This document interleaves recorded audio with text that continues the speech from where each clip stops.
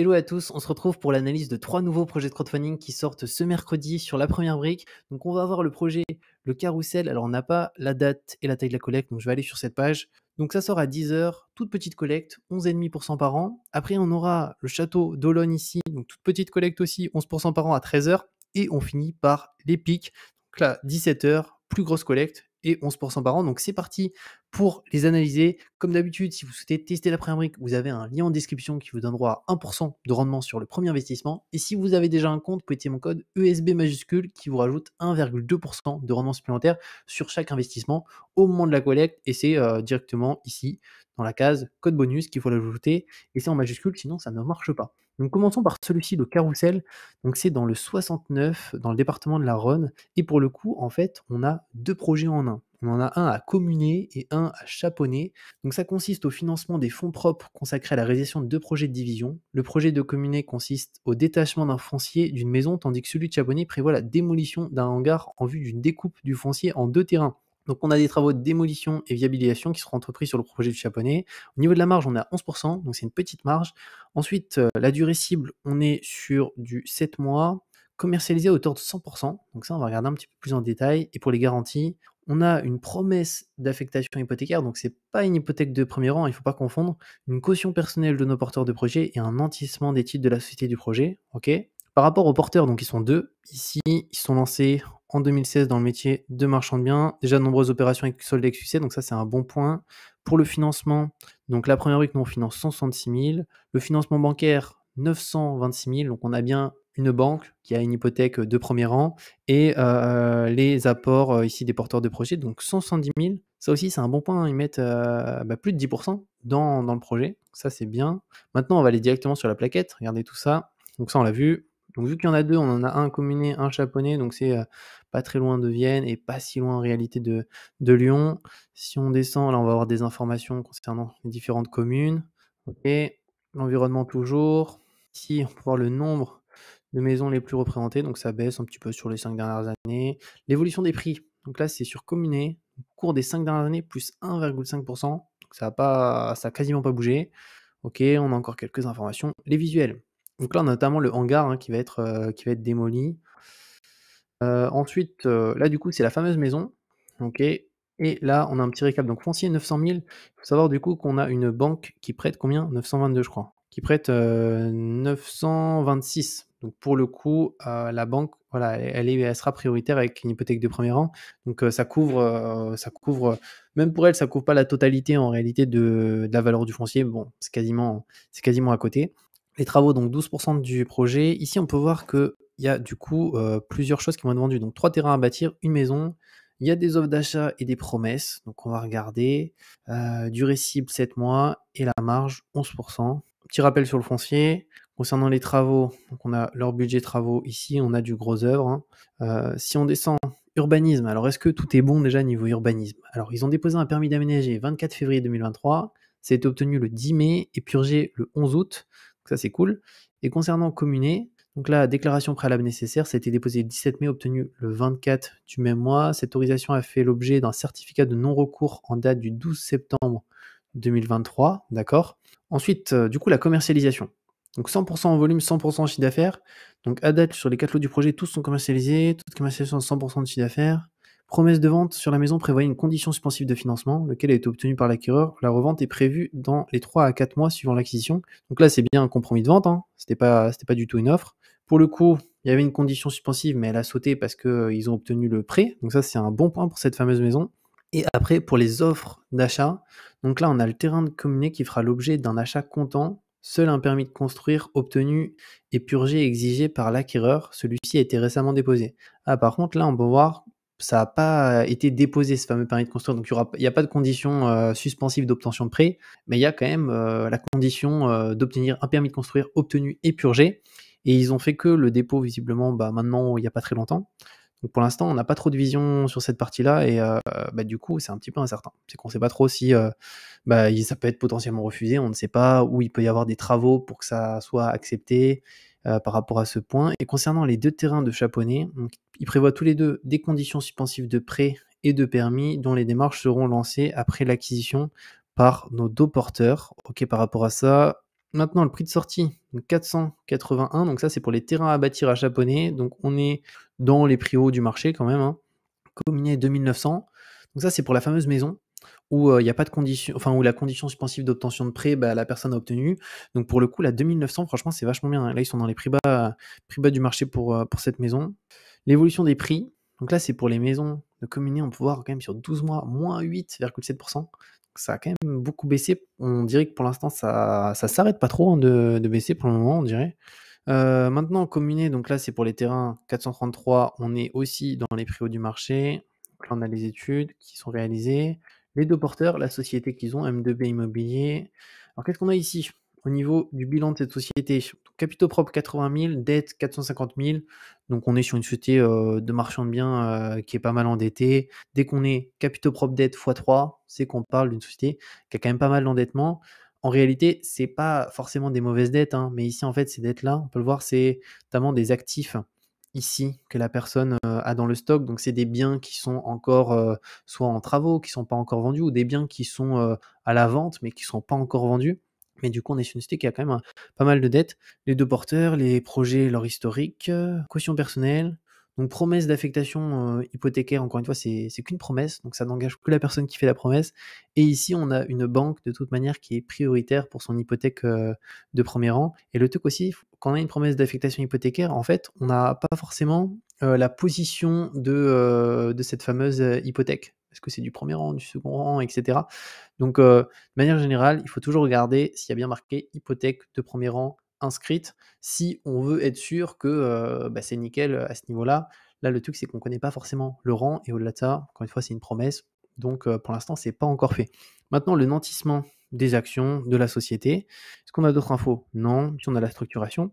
OK par rapport à ce premier projet. Ensuite, on a le deuxième, le château d'Olonne. Une nouvelle fois, une petite collecte. Donc là, ça se situe au Sable d'Olonne, donc proximité de Nantes. Donc en quoi ça consiste? C'est l'achat d'une maison qui sera divisée en 2 appartements. Donc un projet, une nouvelle fois, de marchand de biens. Donc on a un T2 de 40 mètres carrés au rez-de-chaussée, premier étage, un T3 de 55 mètres carrés avec un garage. Donc on a des travaux de rénovation qui seront prévus pour remettre les appartements au goût du jour. Au niveau de la marge, on est sur une belle marge, 22%. Durée cible, on est sur du 8 mois. Ça n'a pas l'air d'être pré-commercialisé. On a une hypothèque de premier rang inscrite, donc là c'est bien indiqué, et une caution personnelle de chacun des porteurs de projet. Maintenant, les porteurs, donc ils sont 3 visiblement, Nicolas, Mathieu, Sylvain, comptent de nombreuses opérations sur le LexUC, donc ça c'est un bon point. Ils s'associent avec Stéphanie dans le cadre de ce nouveau projet, donc non, ils sont 4 au final. Donc nous, on prête 158 000, on a les porteurs qui mettent 95 000 euros, donc ça, là, ils mettent beaucoup de leur billes, plus de 40%. Maintenant, on va regarder un petit peu en quoi ça consiste concrètement et les chiffres. Donc plan du département, Sable d'Olonne, on est ici. On a une nouvelle fois le plan, l'adresse juste là, l'environnement. Au niveau de l'évolution des prix, donc sur 12 mois, 9,7% pour les appartements de 40 à 70 mètres carrés. C'est un bon point en fait parce qu'ils divisent la maison en 2 biens, donc un T2, un T3 qui sont dans ces surfaces-là. Une nouvelle fois l'environnement, les visuels juste ici, donc ils vont faire des travaux hein, pour tout refaire, ils vont diviser, mais au-delà de ça, ils vont refaire les travaux. Et effectivement, là, il y a du boulot, mais c'est aussi comme ça qu'un marchand de biens et des marchands de biens gagnent de l'argent, hein. C'est en achetant des trucs comme ça que personne ne veut de manière générale, et ils peuvent faire des offres un peu agressives et payer moins cher. On va d'ailleurs voir combien ils ont acheté ce bien, mais à mon avis, ils l'ont acheté pas grand-chose, et là, ils vont voilà, tout refaire de A à Z.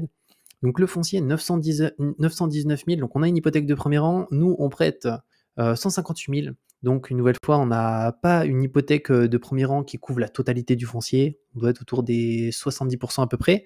Par contre, ça il ne faut pas l'oublier, c'est que petit à petit, quand les travaux vont commencer, eh ben, notre couverture hypothécaire va augmenter, parce que les biens, les travaux d'amélioration du bien, ça a une réelle valeur, quoi.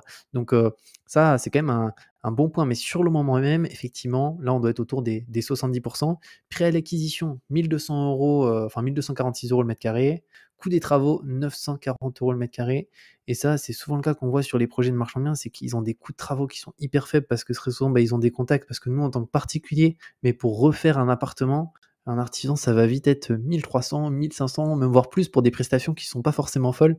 Et prix de sortie, 3 403 euros. Donc on va voir à quel prix ça se situe par rapport au marché, la moyenne. En tout cas, il y a une très belle marge, 21%. Si on descend, donc là on a un rappel sur le foncier. Donc les travaux juste ici, donc on n'a que du second œuvre, on n'a pas du gros œuvre. L'urbanisme, donc aucune autorisation d'urbanisme n'est requise, l'absence d'urbanisme constitue un bon point, cela évite les éventuels dérapages, donc ça c'est toujours cool. Commercialisation, donc pour le moment ça n'a pas démarré sur les dolos, ils attendent de faire les travaux. L'étude du marché, donc prix de sortie 3403 et prix bas du marché on a 3646. Donc ça aussi, super bon point, parce qu'on peut le voir pour eux, en fait ils rénovent tout, ils refont tout. Donc au final on reste dans les prix bas du marché malgré une rénovation complète. En fait c'est notamment grâce à cette rénovation, mais aussi à la division. C'est que ça vaut plus cher un bien petit en soi qu'un bien d'une maison de base qui est beaucoup plus grande. Si on les divise en 2 apparts comme ils vont faire, forcément ça a une plus grosse valeur au mètre carré. Un petit peu comme à Paris, les petits studios là, 8 mètres carrés qui coûtent très cher et finalement quand on veut un très très grand appartement, petit à petit ça baisse quoi. C'est aussi l'offre et la demande, tout simplement. Mais en tout cas, ça c'est cool. Maintenant, ici, donc l'évolution des prix sur 12 mois, appartement de 40 à 70 mètres carrés, donc 9,7 sur 12 mois. Sur 3 mois, on peut voir que ça a un petit peu baissé. Étude du marché, OK. Les porteurs, donc là, ils sont 4. Je crois que c'est le premier projet où sur la première où ils sont ils sont autant sur un projet. Ils ont fait 7 projets, 4 soldés et 3 qui sont en cours. L'historique, donc construction d'une maison individuelle. Les garanties, donc hypothèque de premier rang inscrite. On peut voir qu'elle sera structurée par l'équipe partenaire de la première brique et l'actif acquis offre une couverture hypothécaire à hauteur de 73% du montant financé, ce qui, encore une fois, au début, ne correspond pas à la totalité de ce qu'on prête, mais petit à petit, au fur et à mesure du temps, ça va augmenter dès qu'ils vont commencer les travaux. Donc voilà par rapport à ce projet. Ensuite, on va avoir celui-ci, l'Épic. Donc là, on est dans le 42 à Saint-André-le-Puy, donc proximité de Saint-Étienne. Donc là, on est sur un projet de promotion immobilière, donc avec des travaux, seconds œuvres, gros œuvres. Donc là, c'est construire un ensemble de 12 maisons en logements sociaux vendus en bloc à un bailleur. À ce titre, des travaux de viabilisation, construction, seconds œuvres seront entrepris. Au niveau de la marge, on est sur 14% de marge. Et au niveau de la précommercialisation, on est à 100% précommercialisé grâce à un contrat de vente en bloc signé avec Loire Habitat. Donc on va regarder un petit peu après. Et qu'est-ce qu'on a d'autre? Donc au niveau de la durée cible, on est sur une durée cible de 12 mois. Finalement, c'est assez rapide pour construire ici 12 maisons en 12 mois. L'investissement est garanti par une hypothèque de premier rang sur le bien, une caution personnelle et 2 garanties à première demande. Et les porteurs, donc il est tout seul, Julien 40 ans juste ici, importante expérience dans la construction, donc 15 ans d'expérience en tant que gérant d'une société de courtage en construction de maisons individuelles, c'est en 2021 qu'il décide de se lancer en tant que promoteur immobilier à titre professionnel. Pour le financement, donc on met 554 000, notre porteur il met très peu d'argent, 36 000 euros, c'est assez faible en termes de montant, on est à moins de 10% d'argent de sa poche. Maintenant on va aller voir la plaquette. Où ça se situe? Ouais, pas très loin de Saint-Étienne en soi. Là, on a le plan du département, l'environnement, nouvelle fois l'environnement, l'évolution des prix au cours des 5 dernières années, plus 3%. Il faut voir qu'il y a des endroits vraiment en France où les prix de l'immobilier ont pas du tout monté, quoi. En 5 ans, plus 3%, c'est très, très, très faible. Une nouvelle fois l'environnement. Les visuels, juste ici. Donc, ils vont être contents, là, les voisins qui vont se taper 12 maisons. Une petite résidence. Les visuels une nouvelle fois. OK. On va descendre. Là, on peut voir la vue 3D. Donc, foncier 310 000. Nous, on prête au total 554 000. Donc, on a une couverture hypothécaire d'à peu près un peu plus de 50% en soi. Une nouvelle fois, quand les maisons vont commencer à être construites, on va augmenter cette couverture hypothécaire jusqu'à être bien plus que ce qu'on prête. Mais au départ, en tout cas, il faut prendre en considération ce qu'on a au départ. On est à un peu plus de 50%. Coût des travaux, donc 1 268 euros le mètre carré. Une fois, c'est hyper faible d'avoir des prix comme ça. Et prix de sortie, 2032 euros. Donc marge 14%. Ici, on peut pouvoir réserver au niveau de l'ensemble des 12 maisons logements en accession. Donc on va regarder un petit peu tout ça. On rappelle sur le foncier, les travaux, l'urbanisme. Donc notre porteur de projet a déposé un permis de construire en 2022. Ça a été obtenu le 28 février 2023 et purgé le 9 mai 2023. Ok, donc ça au moins c'est clair. Et la commercialisation, donc là on a le chiffre d'affaires. Les 12 lots du projet, un contrat de réservation pour une vente en VFA a été signé avec l'Office public de l'habitat du département de la Loire, connu sous le nom de Loire Habitat, portant le taux de commercialisation à 100%, ce qui représente 100% du chiffre d'affaires. L'agrément en lien avec ce projet a été obtenu par le bailleur social Loire Habitat par une décision de la préfecture en date du 22 septembre 2023, et le financement du bailleur est également obtenu. Donc ça, c'est un bon point, qu'on a un financement qui est obtenu par le bailleur, que tout est prêt pour la signature du contrat de vente en l'état de futur d'achèvement après l'acquisition du foncier. Après, un bailleur, il a aussi potentiellement aussi ce délai, hein, de rétractation d'un compromis de vente. Je pense à peu près peut-être comme un particulier où nous on a 10 jours à voir, mais dans tous les cas, c'est quand même un bon point ça, d'avoir une belle commercialisation à 100. Après, moi souvent je prends en compte la commercialisation, mais je regarde surtout, l'hypothèque de premier rang parce que je me dis: «Imagine, ça capote, le bailleur social ici, ça ne marche plus, il se rétracte ou je ne sais quoi, il peut plus finalement, le financement, il y a eu un problème, c'est pas obtenu».